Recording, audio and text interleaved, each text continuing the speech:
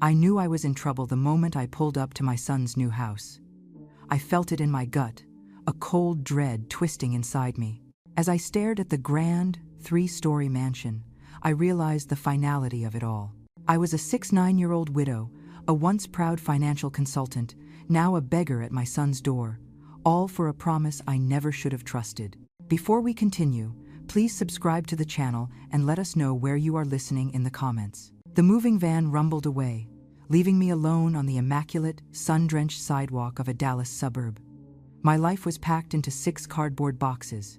The last one I held, heavy and worn, contained the few remaining fragments of my past: my husband's old watch, a faded photo of my granddaughter, and my own dignity. I took a deep breath, clutching the box tighter, and walked toward the imposing front door. I'd made the biggest mistake of my life, but I'd made it out of love. A month ago, my son, Ryan, called me. His voice, once so full of confidence, was now strained, tinged with desperation. He needed to settle some business debts, $250,000 to be exact. He assured me it was a minor setback, a temporary blip before he launched a tech startup that would make us both rich. He promised to pay me back in full within a year. "Mom," he said, "you'll be living a life of luxury." I believed him. A mother always wants to believe the best in her child. I sold my modest but cozy condo in Houston, the home my late husband and I had shared for 40 years.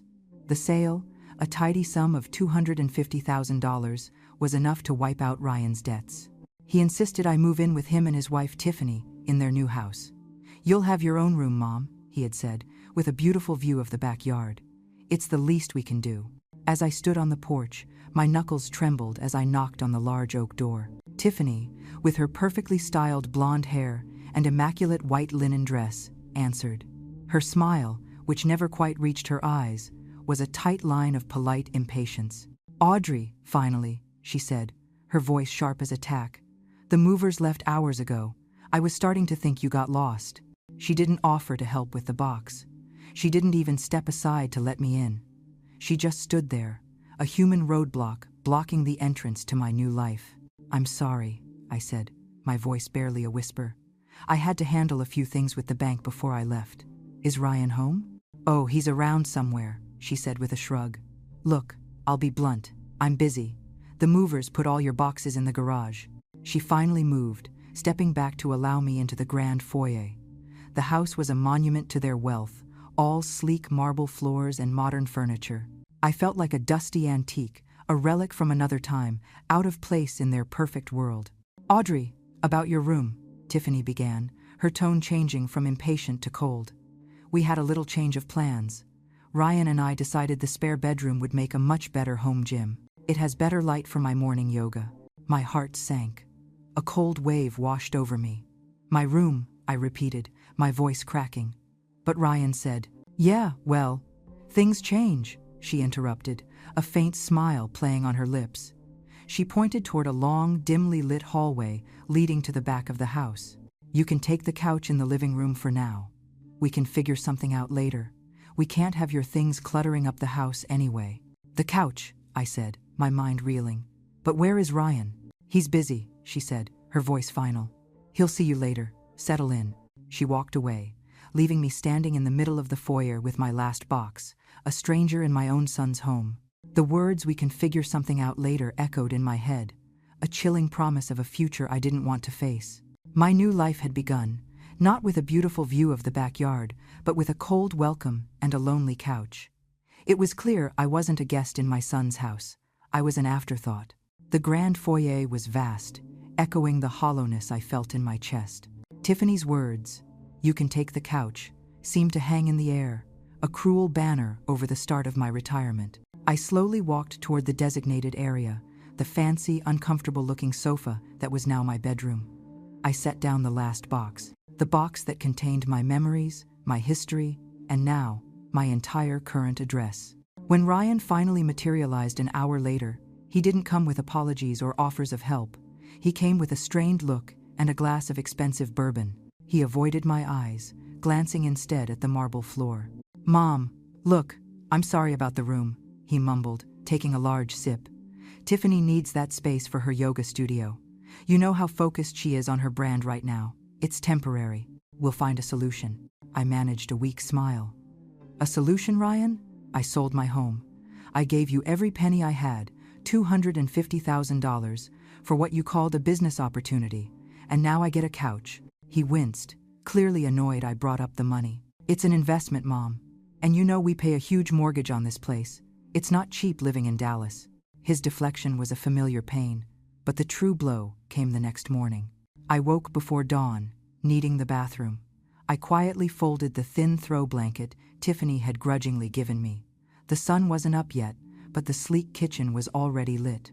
Tiffany was there, wearing workout gear and sipping a green smoothie. "Morning, Audrey," she said, her voice completely devoid of warmth. She placed a small, laminated card on the granite counter, sliding it toward me like a bill. "What is this?" I asked, picking it up. "It's the family contribution agreement," she explained, her voice taking on a business-like tone. "Since you're now living here full-time, we have to finalize the financials. It's only fair." I scanned the document. My eyes stopped at the bold print. "Contribution required, $1,000 per month."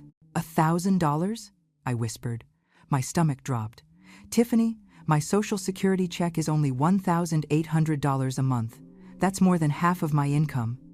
I gave Ryan everything else I had. Tiffany leaned against the counter, crossing her arms. "Exactly, Audrey. You gave Ryan your money for his investment. This is about your contribution to the household expenses, separate from his business venture. Utilities, premium cable, cleaning services, groceries. They all add up in a house this size. Ryan and I are shouldering a massive $15,000 mortgage every month. We need your help." "But I barely eat anything," I pleaded. "I use the smallest amount of electricity. I'm quiet. I don't use the expensive cleaning service." "It's not just about what you use. It's about the space you occupy," she countered, her eyes flashing. "Think of it as rent for the sofa. Besides, you should be grateful for the roof over your head. If you don't like it, there are plenty of cheaper assisted living communities out there. You could find a decent one for about $2,500 a month. You're lucky we're only asking for $1,000. The conversation was a brutal punch to the gut. The money wasn't the issue. It was the principle. She wasn't asking for help. She was demanding tribute and using my financial vulnerability as leverage to control me. That evening, I finally cornered Ryan. He was watching a football game in the media room, a room I was technically not allowed to enter without permission. "Ryan, your wife is asking me for $1,000 a month," I said, trying to keep the desperation out of my voice. He didn't turn his head. "Yeah, Mom, it's fair. We need the help. We are drowning in payments here." "But you promised me a room," I insisted. "And you know I gave you everything. You're putting me in an impossible position." He finally turned, his face tight with irritation. "Mom, please don't make this any harder than it already is. This is Tiffany's house too. We have to follow her rules. Just sign the agreement and we can forget about it, okay? You're not helping by being difficult." I looked at my son, the man I had raised alone, the man whose life I had just salvaged with my retirement funds. He wasn't defending me. He was defending the woman who had just assigned me a monetary value lower than their monthly grocery bill. That night, I didn't cry. I just lay awake on the hard couch, the cold realization setting in. I wasn't just broke. I was an intruder in my own family, and they had a clear plan for how to get rid of me. The family contribution agreement sat on the counter, mocking me. I hadn't signed it yet. The idea of handing over $1,000 a month, more than half of my income, to the couple who had exiled me to a sofa was deeply offensive. I knew that signing it meant accepting my role as a tolerated tenant, not a loving family member. My days settled into a grim routine. I was like a ghost haunting my own family. I woke up at 5 in the morning to use the bathroom before Tiffany and Ryan were awake. I ate a small bowl of instant oatmeal in the dimly lit kitchen and kept myself busy with crosswords or reading downloaded books on my old tablet. I avoided the main living spaces during the day, sensing their silent disapproval if I lingered too long. One afternoon, desperate to feel useful, I offered to do a load of laundry. I was happy to contribute, to prove I wasn't just a burden. The laundry room was in the finished basement, a space I hadn't properly explored. As I walked down the narrow wooden stairs, I noticed the last step was clearly damaged. The wood was split and bowed, creating a dangerous lip. I caught myself just in time, my ankle twisting uncomfortably. I grabbed the railing, my heart hammering against my ribs. Later that day, when Ryan was home, I pointed it out to him. "Ryan, honey, you need to fix that last step down to the laundry room. It's a real hazard. I almost fell this morning." He glanced at the step, then back at his phone. "Oh yeah, that old thing. I'll get to it, Mom." Days turned into a week, and the step remained broken. I mentioned it again. This time, Tiffany was within earshot, tending to her indoor herb garden. "Ryan, I'm serious about that step," I insisted. "A fall could break my hip." Ryan sighed heavily, finally looking up from his phone, not with concern, but with thinly veiled irritation. "Mom, I'm overwhelmed with work right now. And frankly, why are you going down to the basement so often anyway?" Tiffany chimed in, not missing a beat. "Audrey, perhaps if you weren't so concerned with doing laundry here, you wouldn't have this problem. Remember what we talked about? We were trying to streamline your life. We want you to focus on self-care, not chores." "Self-care?" I snapped, a rare flash of anger escaping. "I'm trying to keep myself from breaking my neck on your badly maintained property." Ryan finally faced me, his voice adopting a patronizing tone that stung more than any shout. "Look, Mom, maybe that step isn't perfectly level, but think about it strategically. It's actually a good reminder for you. A subtle nudge." "A subtle nudge for what?" I asked, completely bewildered. He lowered his voice conspiratorially. "A nudge toward moving to a place that's safer for you. A place without stairs. Like a single-story community. Think about the physical ease. We talked about those options, remember? The Oasis Senior Living Complex nearby offers full medical support and no steps. It costs about $3,000 a month, but it's worth it for your safety." It hit me then. The broken step wasn't an oversight, it was part of their plan. They weren't just neglecting the repair. They were actively using the danger to manipulate me, to make me feel unsafe and convince myself that I truly belonged in a nursing home. The whole time, they were subtly conditioning me to believe my age and my presence were a logistical burden that needed to be outsourced. Tiffany nodded, reinforcing his point with chilling calmness. "Ryan's right. We aren't trying to be cruel. We are simply thinking about your future. We are preparing you for the inevitable. You're 69, Audrey. You're not getting any younger. We need that full gym space to maintain our demanding work schedules. It's a practical calculation." "A practical calculation," I repeated, the taste of betrayal bitter on my tongue. They had calculated my life, my worth, and my destiny down to the price of a shared cable bill and a broken stair. They saw my vulnerability not as a reason for protection, but as an opportunity for profit and convenience. My silence this time wasn't resignation. It was shock turning into cold fury. I retreated to the couch, the humiliation now mixed with the stark realization that my own son was actively trying to put me in danger, to push me out of his life. I spent the rest of the evening tracing the phone number of my late sister Rachel's best friend, Grace, a woman I hadn't spoken to in 2 decades. I didn't know why, but I felt an urgent, primal need to connect with someone from my past before my future was stolen from me entirely. I just needed to hear a kind voice, one that wasn't calculating my eventual decline. The cold truth about the broken step had hardened something inside me. I realized that my son and his wife were not just negligent, they were actively plotting my removal. The incident pushed me past the point of simple sadness and into a state of quiet, methodical survival. I spent the next few days monitoring them.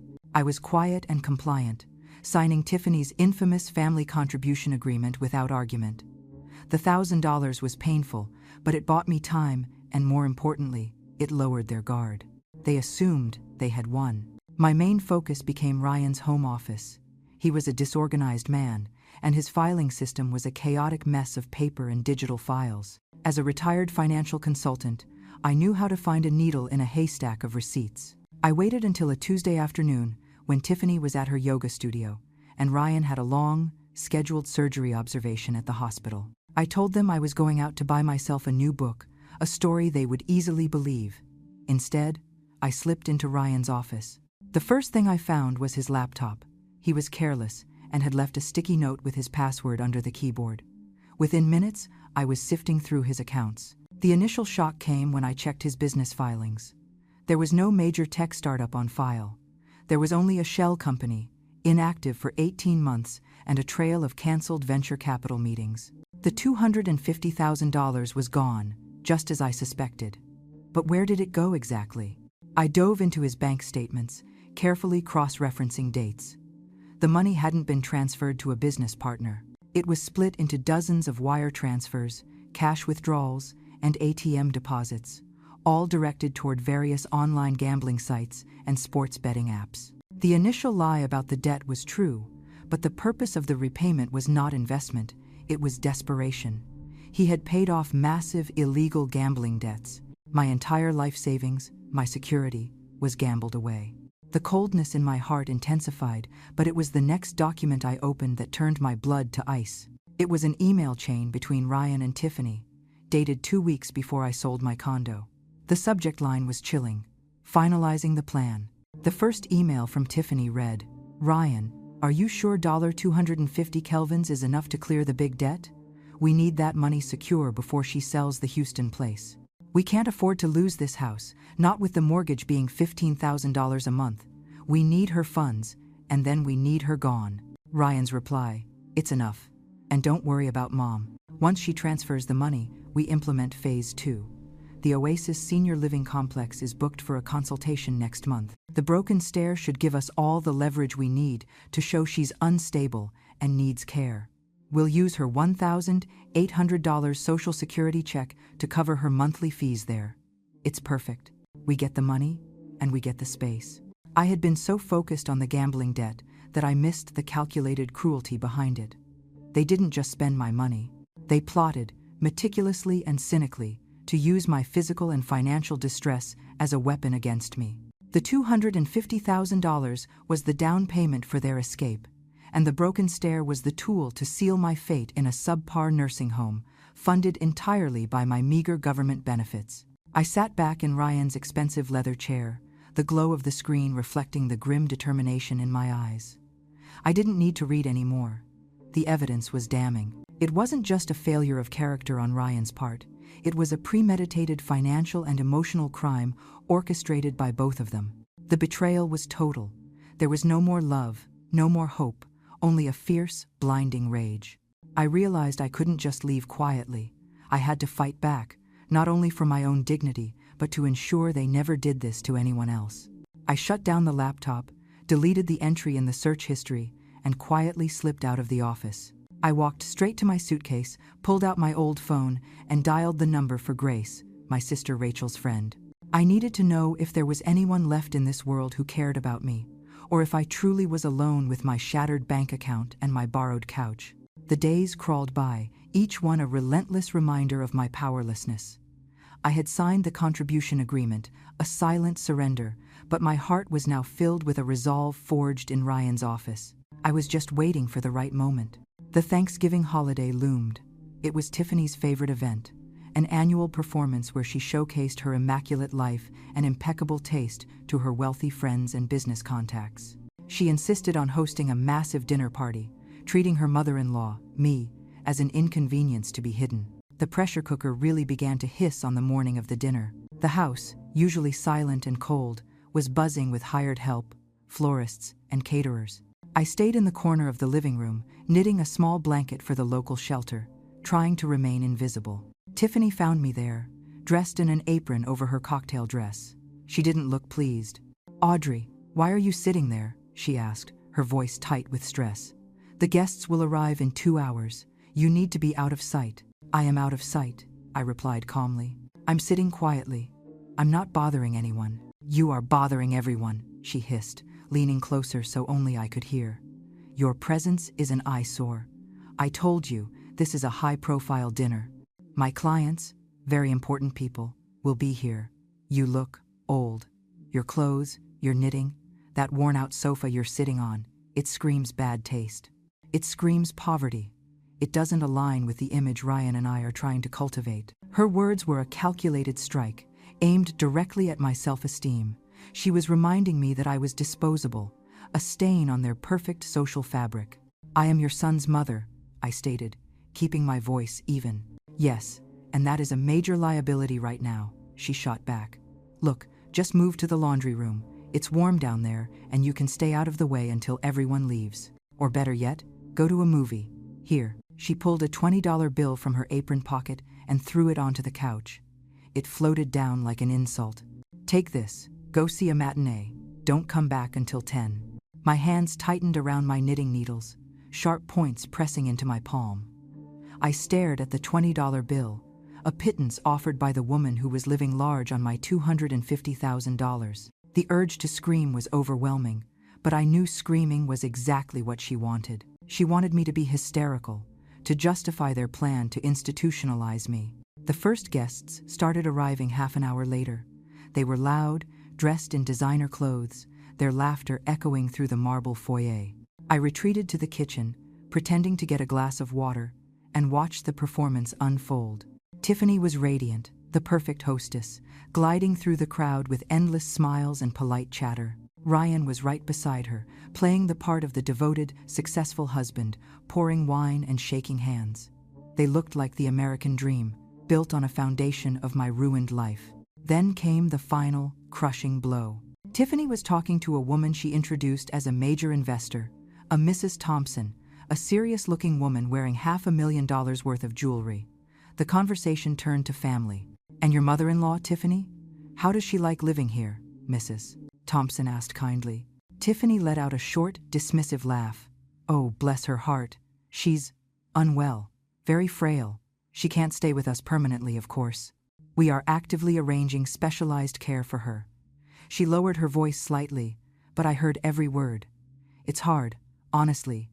She's prone to episodes. We're having to move her into the Oasis Senior Living Complex next month, for her own safety. It's really the only humane choice. She's become quite a burden on Ryan and me." Ryan nodded mournfully, putting a supportive hand on Tiffany's shoulder. They were lying, fabricating a story about my mental instability to their powerful network. They were actively implementing Phase 2, the plan to label me unstable and needing care to justify stealing my final bit of income and dignity. My heart didn't just sink, it shattered. It was no longer about the money or the couch. It was about my reputation, my sanity, and the total destruction of my identity. They were trying to erase me. I turned and walked away, not toward the laundry room, but toward the grand staircase that led to the upper floors, a forbidden zone. I walked with a deliberate, slow pace. As I reached the third step, the one Ryan always complained about being loose, I stopped. I reached into my purse, feeling for the cold, smooth ceramic object I had retrieved earlier. I paused, looking back toward the living room where Tiffany was still holding court, spinning her poisonous narrative about my frailty.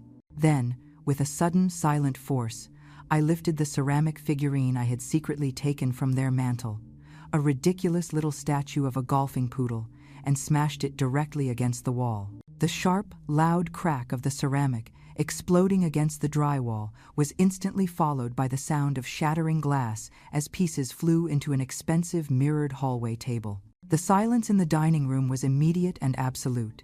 Every conversation stopped. I didn't turn around. I simply dropped the remaining large piece of ceramic onto the marble floor and continued walking up the stairs, leaving the Thanksgiving chaos and the $250,000 lie behind me. I was leaving, and this time, I was taking my dignity with me. The shattering sound was a powerful punctuation mark to the years of silence. For the first time, I had broken their carefully controlled atmosphere. I didn't rush. I walked slowly up the stairs, my heart pounding with a mix of terror and exhilaration. I could hear the immediate aftermath unfolding below me. A stunned silence was quickly replaced by a frantic whispering. "Ryan, what did she just do?" That was Tiffany's voice, strained and high-pitched. "She's losing it. She's completely lost control." "Mom!" Ryan yelled, his voice sounding panicked. "Mom, come back down here! We need to talk!" I didn't answer. I reached the landing and headed straight for the small guest bathroom where my few belongings were stored. I grabbed my old suitcase, which had been relegated to the back of the closet, and began tossing my clothes inside. I didn't bother to fold anything. The elegance of the Thanksgiving dinner was ruined, and so was my pretense of compliance. I heard heavy footsteps on the stairs. Ryan burst into the room, his face red with a mixture of anger and embarrassment. "What in God's name was that, Mom?" he demanded, gesturing wildly toward the downstairs. "You just ruined the entire Thanksgiving dinner. Mrs. Thompson is asking questions about your mental state. She already knows about my mental state, Ryan, I retorted, zipping the suitcase shut with a sharp tug. I heard Tiffany downstairs, telling the investor I was having episodes and that you were moving me to Oasis Senior Living next month. The plan has been activated, hasn't it? He stumbled over his words, his face draining of color. Mom, that was just talk. We were just exploring options for your safety. Safety? I laughed, a harsh, dry sound. Safety? You call it safety when you conspire with your wife to steal the last of my Social Security to fund my forced relocation? You call it safety when you leave a broken stair as leverage to prove I'm unstable? You used my $250,000 as a down payment on my humiliation. Ryan suddenly looked like a small, guilty boy again, shrinking under the weight of my accusation. Mom, it's not like that. We were going to pay you back. The business. It just needs more time. The business never existed, Ryan, I said, my voice calm but devastatingly firm. I was in your office. I saw the bank statements. I saw the emails. I know where the money went. Every penny of my retirement went to paying your gambling debts. You didn't invest it. You lost it, and then you lied about it. That was the moment the scale truly tipped. He didn't just look guilty. He looked terrified. He knew his carefully constructed facade of success had been completely demolished. Tiffany appeared in the doorway, her arms crossed, trying to regain control. Stop the drama, Audrey. You're being hysterical. This just proves Ryan is right about you. I turned to her, putting the suitcase down. I'm leaving, Tiffany. And unlike your imaginary business, this is not temporary. This is final. Good, she sneered. Just go, but you won't last long, you know. You're an old woman with $800 a month after you pay us. You're homeless. Where are you going to go? The streets of Dallas are cold this time of year. Her prediction, meant to break me, actually ignited a fierce spark of defiance. She was right. According to their calculations, I was utterly ruined. I'd rather be cold on the street than warm in a house built on such a rotten foundation, I stated clearly. I picked up my suitcase, walked past them both, and headed back down the stairs, past the stunned guests who were now observing a real-life soap opera instead of eating turkey. As I reached the front door, Ryan finally snapped into action. He grabbed my arm. Mom, wait, where are you going? I'll call a car. I'll drive you. I pulled my arm away, my gaze unwavering. Don't touch me, Ryan. You gave me up a long time ago. Now I'm giving you up. I opened the door and stepped out into the crisp, cold Dallas air. I could hear their desperate whispers behind me, not of love, but of panic. They weren't worried about my safety. They were terrified about the $1,000 a month they had just lost and the shattered social status they now had to face. I walked quickly down the manicured street, dragging my little suitcase behind me. The noise of their wealthy, broken Thanksgiving was muffled by the closing door. I took out my old phone. It was time to find out if there was still kindness left in the world. I called Grace. The phone rang 3 times before a warm, familiar voice answered. Hello, this is Grace. Grace, I managed to choke out, the adrenaline finally giving way to a flood of tears. It's Audrey Miller. I need help. I have nowhere to go. Grace, I repeated, the single word fracturing with emotion. It's Audrey Miller. I need help. I have nowhere to go. There was a moment of silence on the line, just the sound of Grace's steady breathing, which was infinitely more comforting than the panic I had left behind. Audrey, where are you? Grace asked, her voice calm and firm, cutting through my distress. Are you safe? A taxi is fine. Don't worry about anything else. Just get in a cab and come to the old place in Houston. I'm here. I managed to give the driver Grace's address. The ride felt surreal. As the Thanksgiving evening traffic crawled along, I looked out the window at the flashing Christmas lights, a brutal contrast to the darkness of my situation. I was 69 years old, officially homeless, and had just ruined my son's high society party with an act of ceramic vandalism. When the cab finally stopped, Grace was waiting on the porch. She was older, of course, with streaks of gray in her dark hair, but her eyes held the same steady kindness I remembered. She didn't ask questions. She simply pulled me into a fierce hug, a hug that felt like a lifetime of lost friendship finally rushing back. Come inside, honey, she whispered. You are safe here. We'll talk later. Grace's house was warm and smelled of cinnamon and old wood. It was immediately comforting. After a mug of hot tea, I finally told her everything. The $250,000 lie, the broken step, the $1,000 monthly ransom, and the final, crushing discovery of their plot to move me to a nursing home. Grace listened without interruption, only nodding occasionally. When I finished, the silence was heavy, but it was a silence filled with empathy, not judgment. "Oh, Audrey," she finally said, shaking her head. "Those rotten kids, you should have called me sooner." "I know," I whispered, tears welling up again. "It was the shame, and I thought I was alone. I haven't spoken to you or Rachel in 20 years because of that ridiculous fight over Mom's jewelry." Grace reached across the table and took my hand. "That's why I need to tell you something, Audrey. Something important about Rachel." My heart squeezed tight. "What is it? Is she doing well?" Grace's expression softened with regret. "No, dear. Rachel passed away 6 months ago." The revelation hit me like a physical blow, stealing my breath. Rachel, my little sister, gone. The 20 years of silence and pride had cost us our chance to reconcile. The pain of her loss, mixed with the profound guilt of our fractured relationship, was almost unbearable. I sobbed into Grace's shoulder, crying not just for Rachel, but for the life I had lost and the son who had betrayed me. When I finally composed myself, Grace handed me a thick manila envelope, sealed with red wax. "I'm so sorry, Audrey," Grace said gently. "Rachel tried to call you so many times before she got sick. She was too proud, and you were too busy taking care of Ryan. But she knew. She knew what was happening to you. She was keeping tabs, discreetly." She placed the envelope in my hands. "Before she died, she made arrangements. She named you the sole beneficiary of her trust. She also left you a letter. She wanted to make sure you had the power to fight back." My fingers trembled as I tore open the seal. Inside was a crisp, handwritten letter and a stack of legal documents. I skipped the paperwork and tore into the letter. Rachel's familiar, looping handwriting brought another wave of tears. The letter spoke of regret, forgiveness, and an enduring sisterly love.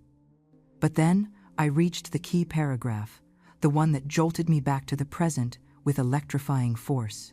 "My darling Audrey," the letter read, "I didn't just leave you my personal savings. Remember that money you sent me over the years, the funds you thought I was holding for your retirement because you didn't trust Ryan? I didn't just keep it safe. I used my expertise and contacts to invest it in strategic real estate assets. I created a safety net for you." I looked up at Grace, confusion etched across my face. What is she talking about? I sent her maybe $100,000 in small increments years ago. It can't be much now. Grace smiled, a genuine, knowing smile this time. "Audrey, I told you Rachel was smart. She was meticulous. She didn't just buy low, she bought right." Open the documents. With shaking hands, I unsealed the official legal packet. The first document was a bank statement. My eyes widened in disbelief. The account balance listed was exactly $350,000 in liquid assets. The next document was the deed of a home, not just any home. It was a stunning 4-bedroom modern house in Scottsdale, Arizona, complete with a pool and mountain views. The appraisal report showed its current market value at $1.5 million. But the final shock, the twist that elevated this from a simple inheritance to a full-blown financial resurrection, was the corporate filing document. It announced the legal formation of a successful, flourishing real estate and investment firm, which Rachel had built over the last decade. The name of the CEO and founder, clearly printed on the header, was Audrey Miller. Rachel hadn't just left me money, she had left me a $1.5 million home, $350,000 cash, and a highly profitable company, making me, overnight, a fully established business owner with a multi-million-dollar portfolio. The quiet, humiliated woman who had fled her son's house less than 12 hours ago was now, without knowing it, a true Texas queen of real estate. The shock of Rachel's death and the size of her legacy was almost too much for my 6-9-year-old heart to process. I sat in Grace's cozy kitchen, surrounded by the legal documents that represented over $1 million in assets, trying to reconcile the pitiful woman I had been yesterday with the heiress I was today. Grace was incredible. She didn't press me. She simply poured me a fresh cup of tea and let me absorb the new reality. Rachel always knew you were smart, Audrey, Grace said softly. She knew you had a gift for finance, even better than hers. She just saw how Ryan was always leeching off you, even after your husband died. When you told her you were selling the condo, she didn't trust him. So she told you to wire that last bit of savings to a holding account, remember? You thought it was just a few $1,000s. I nodded slowly. Years ago, I had told Rachel I was worried about my retirement funds, worried Ryan would talk me out of them. Rachel, with her keen financial mind, had given me an obscure account number, telling me it was a secure, low-interest, safe harbor. I thought it contained maybe $50,000. The truth was staggering. That wasn't a low-interest account, Audrey, Grace continued, her eyes twinkling.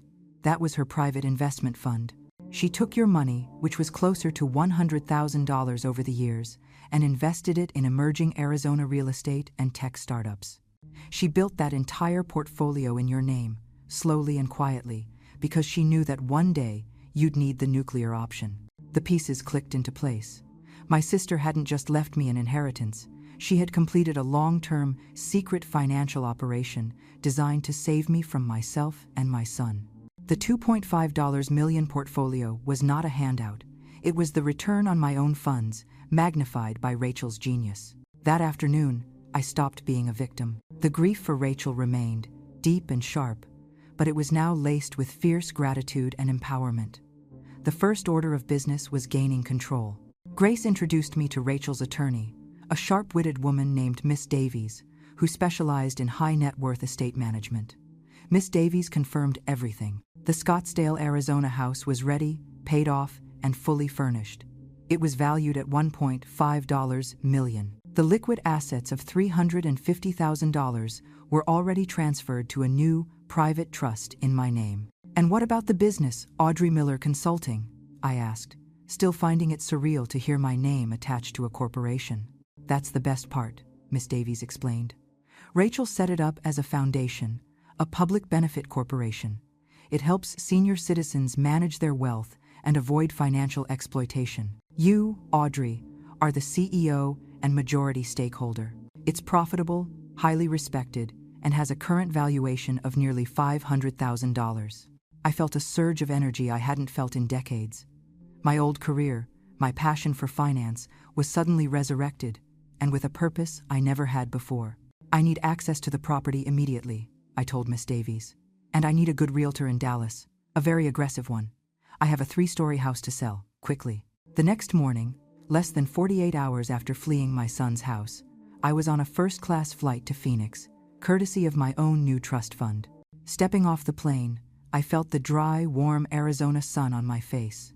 It was completely different from the humid, tense atmosphere of Dallas. The house in Scottsdale was breathtaking. It was a sprawling, single-story ranch with enormous glass windows framing the majestic desert mountains. It was spacious, elegant, and peaceful. It was everything the Dallas house was not.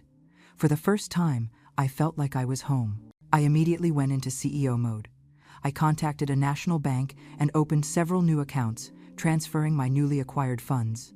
I contacted an exclusive real estate firm in Dallas and hired their most cutthroat realtor, a woman named Vanessa Price.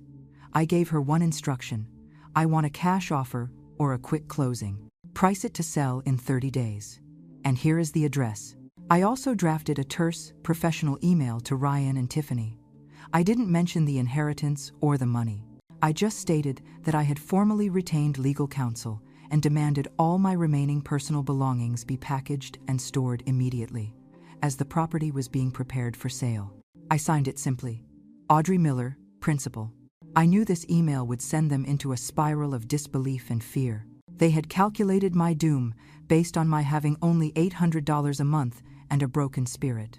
They had never factored in the possibility of me becoming a multi-millionaire CEO overnight. The revenge, I realized, wouldn't be dramatic yelling. It would be quiet, strategic, and professional. It would be the complete dismantling of their life, executed with the precision of the financial consultant I always was, and the steel of the woman who had smashed a porcelain poodle. They had tried to break my identity. Now, I would use my renewed identity to take back everything they had stolen. I was ready to play a game they didn't even know they were in. The moment I landed in Phoenix, I shed the skin of the sad, dependent mother. The air in Scottsdale was clean and dry, perfectly matching the clarity of my new purpose. There would be no more begging, no more whispers, and certainly no more couches. I spent the first few days immersing myself in the world Rachel had secretly built for me. The house was a masterpiece of modern architecture, all clean lines and panoramic views of the Arizona desert. It wasn't just a home, it was a fortress. I immediately put the $350,000 in liquid assets into an unassailable trust, ensuring that Ryan or Tiffany could never touch a dime of it, even with legal maneuvering. My primary focus, however, was establishing contact with the outside world on my own terms. I kept the same phone number for a calculated reason. I wanted to observe their inevitable meltdown. The calls and texts started flooding in immediately after I sent the cold professional email demanding my belongings. Ryan's messages were a torrent of panic. "Mom, what is going on? We got a call from a realtor named Vanessa Price. She said she's selling the house." "What lawyer? Where are you? You can't just list the house. Where are we supposed to go?" Tiffany was less panicked and more enraged. "Audrey, this is illegal. You are harassing us. You signed the contribution agreement. You forfeited your right to this property when you accepted our support. If you don't call off this realtor immediately, we will file a restraining order and have you declared mentally unfit." I didn't respond to a single message. Instead, I forwarded every threatening text and panicked call to Miss Davies, my new attorney, who simply replied with a thumbs-up emoji. They were giving us all the evidence we needed of harassment and desperation. The real estate operation was moving fast. Vanessa Price, true to her reputation, was a shark. She understood the assignment perfectly: secure a quick, no-contingency sale. The first offer came in after only 6 days. A strong cash offer just below the listing price. The psychological warfare was working beautifully. Ryan and Tiffany were now operating in a constant state of fear, a state I knew intimately. I also began the process of integrating into Audrey Miller Consulting. The company had a small but dedicated staff who were completely unaware of the dramatic life change of their namesake. I flew in the firm's chief operating officer, a bright, ethical woman named Sophia, to Scottsdale. "Sophia," I explained, sitting at the enormous mahogany desk in my new study.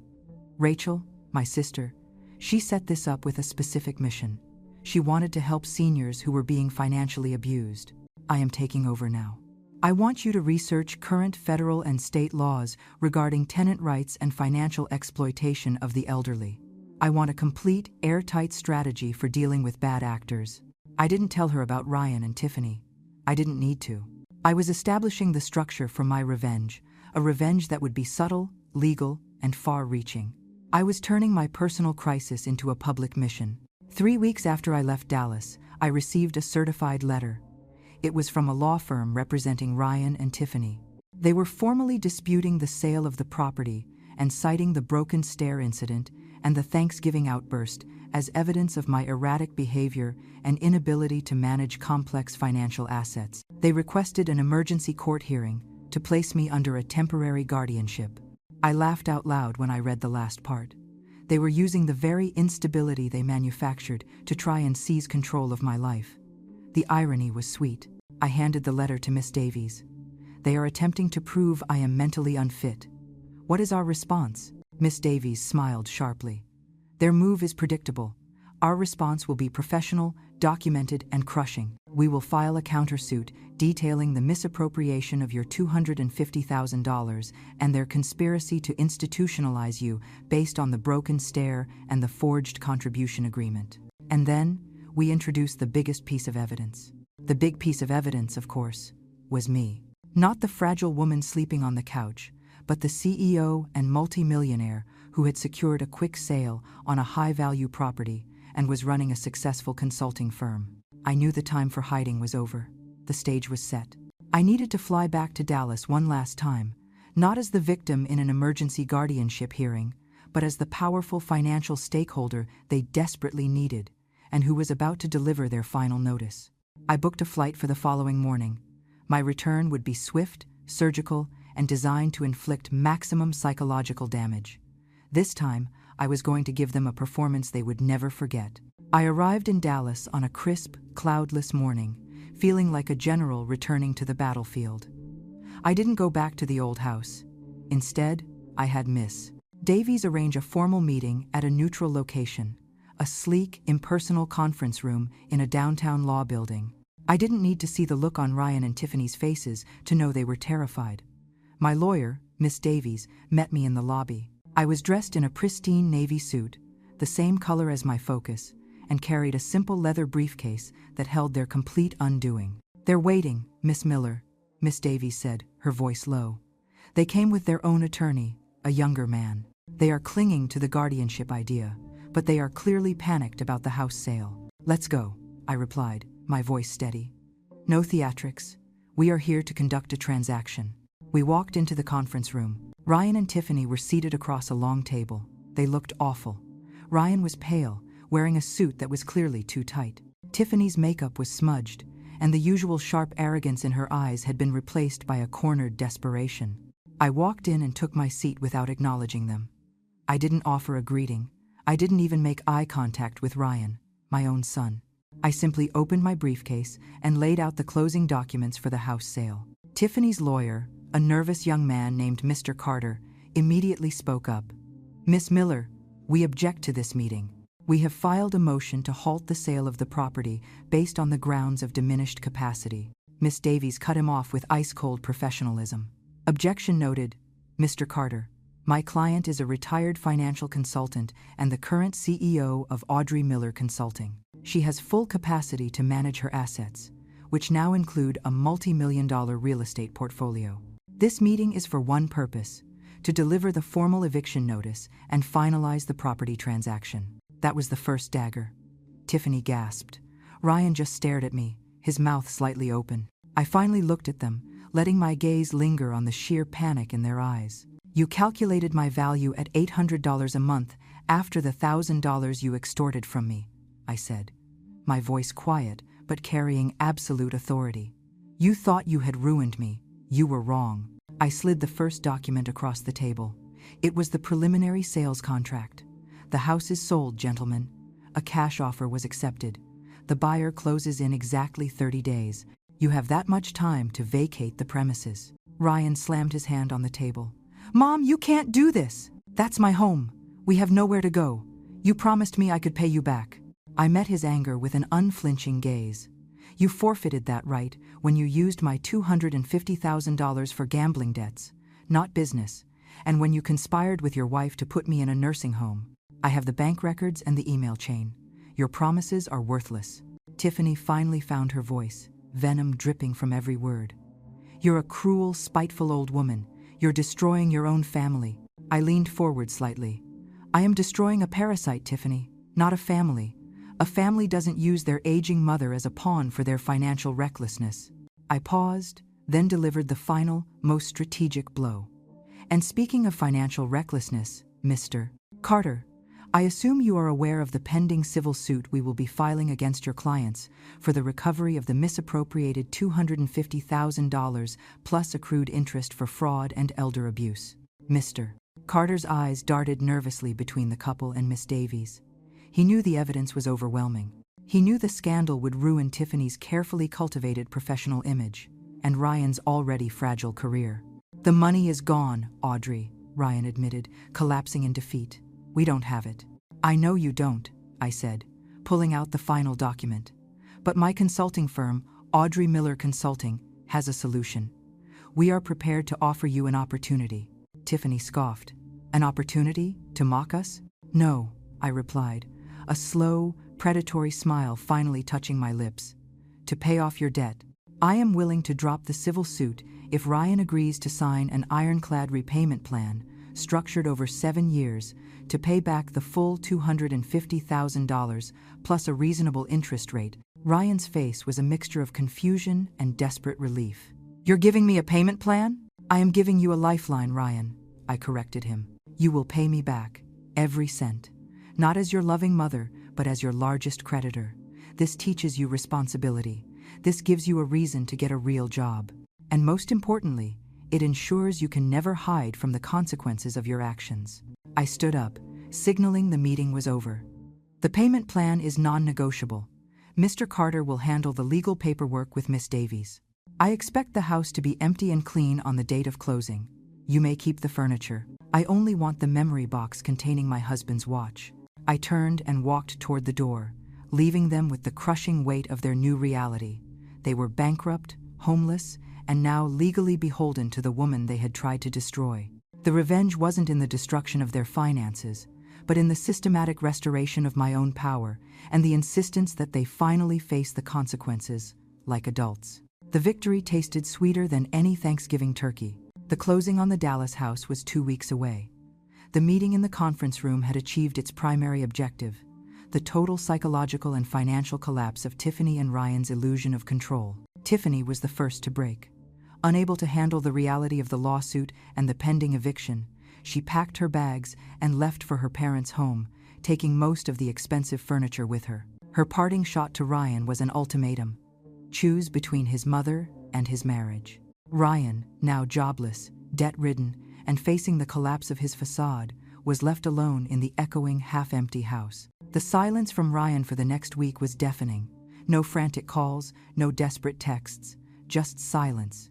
It was the sound of true despair, not the feigned panic I had heard before. Then, one rainy afternoon in Scottsdale, my phone rang. I saw Ryan's name. I took a breath and answered. "Mom." His voice was thin, hollow, stripped of all arrogance. "She left. Tiffany is gone. She took everything she could fit in her truck. I'm moving into a cheap motel tomorrow. I just wanted to tell you I signed the repayment agreement. All of it. Miss Davies sent me a copy.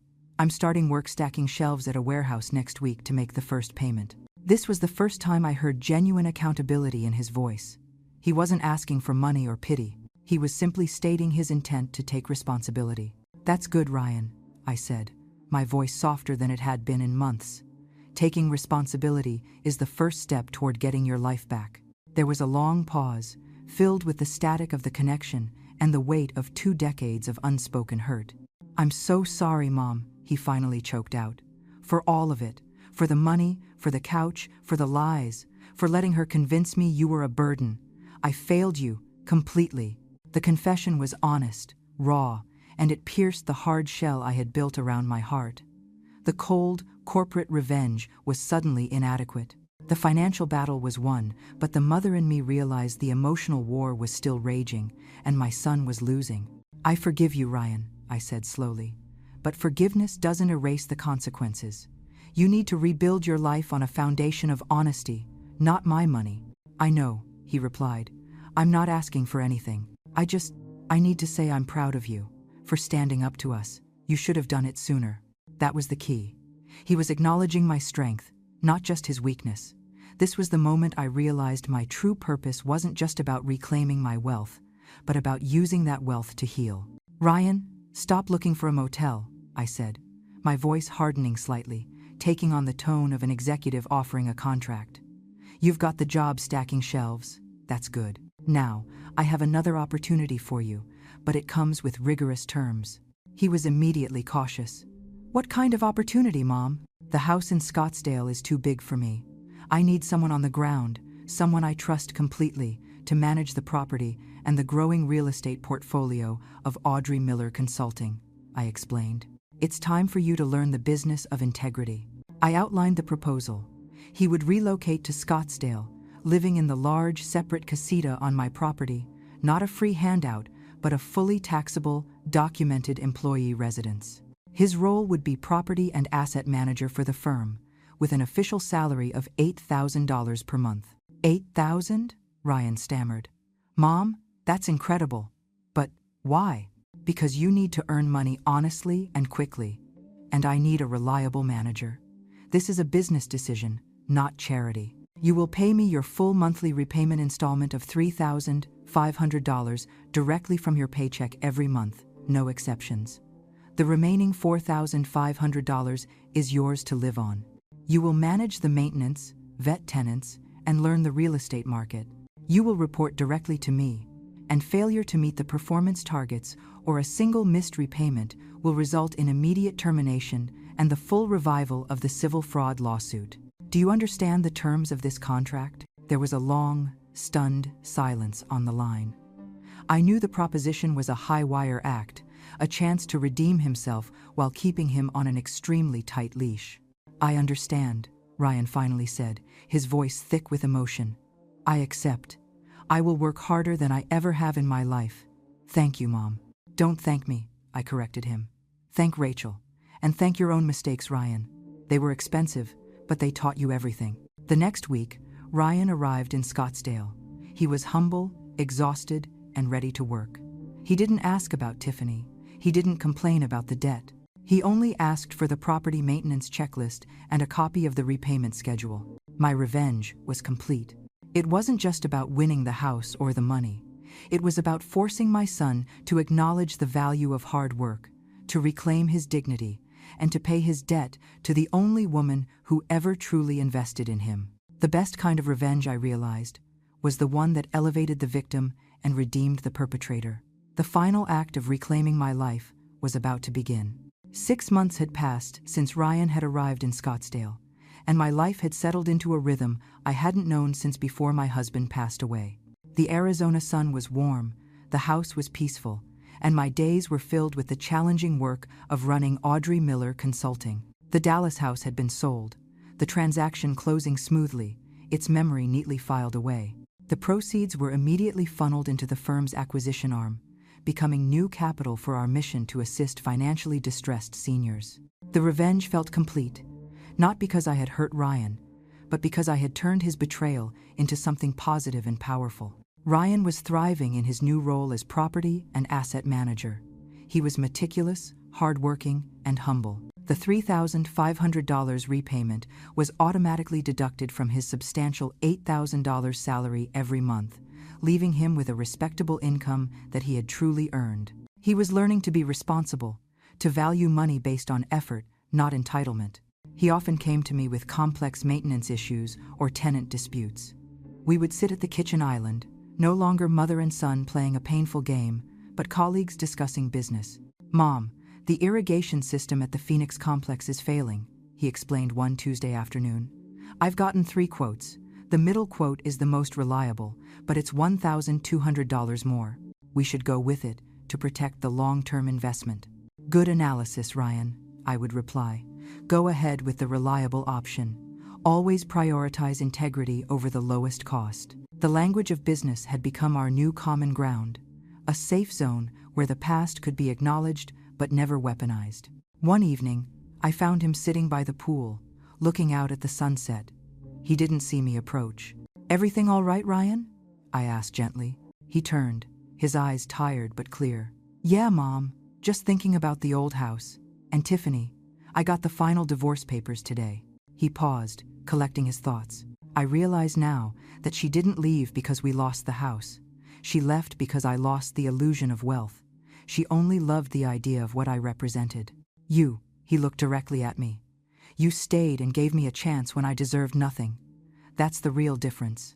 He stood up and faced me, his posture one of genuine respect. "I wanted to tell you that I'm halfway through paying back the $250,000. And when I pay off the last cent, I want to keep working here. I want to build this company with you, honestly. I want to earn your trust back, not just as your employee, but as your son." Tears pricked my eyes. This was the healing I had truly longed for, the redemption I had hoped my son could find. "The job is yours, Ryan," I said, a true smile finally returning. "The debt will be paid, but the opportunity for a new relationship is already earned." The victory wasn't just in the balance of the bank account, it was in the balance of my heart. I realized that my sister Rachel hadn't just given me money. She had given me a weapon of justice and the means for forgiveness. I didn't destroy my family. I destroyed the toxicity that had consumed it. Life wasn't perfect. The memory of the couch and the broken stair would always linger, but now, they served as powerful reminders of the strength I possessed. I had moved on from being the helpless widow to becoming the CEO who championed the vulnerable. I had found my true home, not in marble walls or luxury furniture, but in independence, purpose, and the unexpected chance to rebuild a relationship with a son who finally understood the true meaning of value. This story shows us that true power isn't about how much money you have, but how you use it to protect your dignity. Audrey's journey wasn't just about revenge, it was about transforming betrayal into purpose. Have you ever had to draw a clear line to reclaim your self-respect? What was your turning point? Let us know in the comments below. We love hearing your stories of resilience. Don't forget to subscribe for more journeys of strength and justice.